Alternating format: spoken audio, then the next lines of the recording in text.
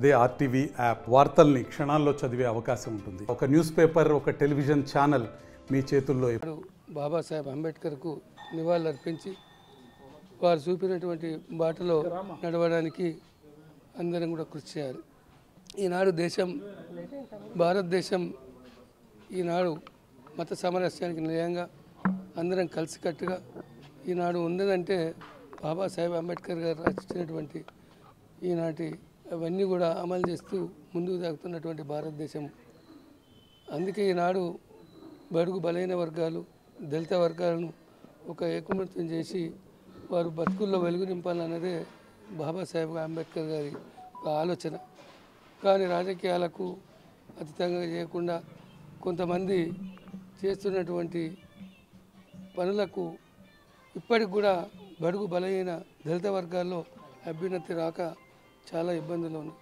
ఇప్పటికైనా ఏ ప్రభుత్వమైనా అందరూ కూడా కళ్ళు తెరవాలి. కళ్ళు తెరిచి మనమంతా పనిచేయాలి. ఆనాడు తెలంగాణ ఉద్యమంలో చిన్న రాష్ట్రాలే ఈనాడు శ్రేయస్కరమని చూపినటువంటి బాటలో కేసీఆర్ గారు నడిచినటువంటి బాట ఈనాడు తెలంగాణ ప్రజలు ఎంతో ముందుకు పోయినాం. కానీ దురదృష్టవశాత్తు దళిత బంధు పెట్టినాం మేము. కానీ కొన్ని ప్రభుత్వాలు, ఇప్పుడు కొత్తగా వచ్చిన ప్రభుత్వం దాన్ని అమలుపరచడంలో విఫలమవుతూ ఉంది.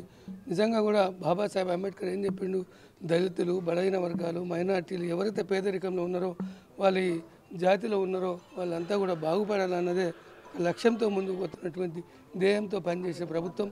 కానీ ఇప్పటికైనా వారు అడిగినటువంటి అడుగుజాడల్లో మనం నడిచి తప్పక బలైన దళిత మైనార్టీలు ఎవరైతే పేదరికంలో ఉన్నారో వాళ్ళ అభ్యున్నతి కొరకు అందరం కూడా కలిసికట్టుగా పనిచేసినప్పుడే వారికి నిజమైన నివాళులు అర్పించాలని తెలియజేస్తా ఉన్నాం. జై భీమ్.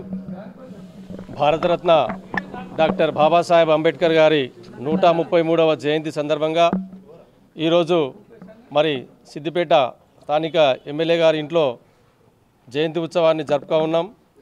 ఈరోజు మరి బాబాసాహెబ్ అంబేద్కర్ గారు రాసించినటువంటి రాజ్యాంగం ద్వారానే ఈ భారతదేశంలో ప్రతి ఒక్క పౌరునికి ఓటు హక్కు కల్పించాడు. కాబట్టి ఈ భారతదేశంలో ఉన్నటువంటి ప్రతి ఒక్క ఓటరు మరి ఈరోజు మన బాబాసాహెబ్ అంబేద్కర్ను స్మరించుకోవాల్సిన అవసరం ఉంది.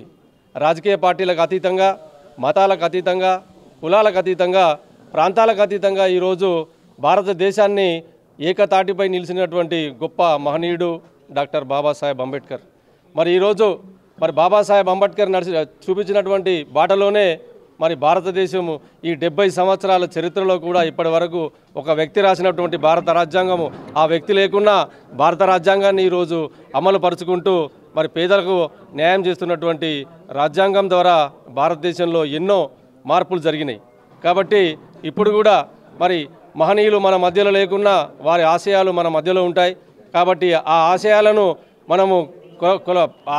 నెరవేర్చిన రోజే ఆయనకు నిజమైనటువంటి నివాళి అర్పించిన వాళ్ళని తెలియజేసుకుంటూ ఈ సందర్భంగా మరి జై భీమ్. మరిన్ని వీడియోస్ కోసం ఛానల్ ని సబ్స్క్రైబ్ చేయండి. లేటెస్ట్ అప్డేట్స్ కోసం వాట్సాప్ ఛానల్ ని ఫాలో చేయండి. అండ్ లింక్ డిస్క్రిప్షన్ లో ఉంది.